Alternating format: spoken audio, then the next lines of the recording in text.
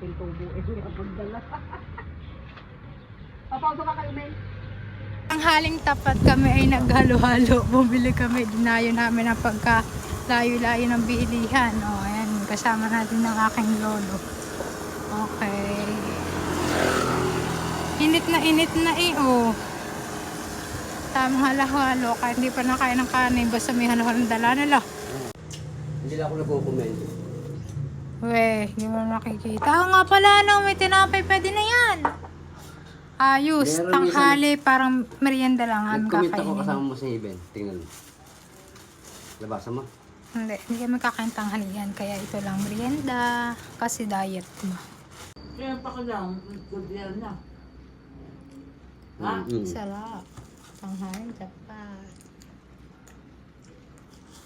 Kinakita ni Ramela di ka naghalo-halo ka, patay ka doon.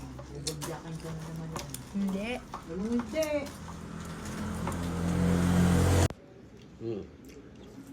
Bakit kinuha ko pa yung mga bulok na yan? Pwede panhigaan. Pwede pa naman yun. At wala, luma na. Baka nakagado ni may mga sakit. May namatay.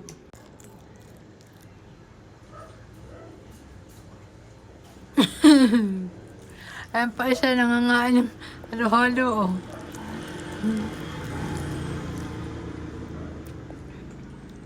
Balas na balas sa mga kasama ko sa bahay, oh. Ayan pa isa. Hindi na kayo makakakain tanghalian, ah. Busog na eh. Yun na. Tayo. Yun na. Si mama kakain pa sa CR. Sila. Si mama, magdadala yun ng ulam tsaka kakain sa CR.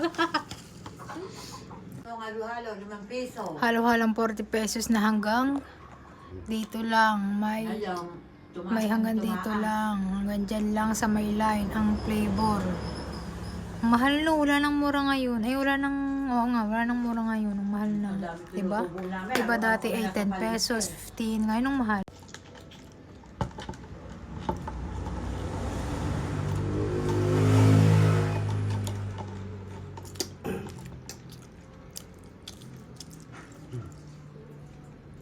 Wala na pala yung mga, may kaya taray doon. Wala nang taray.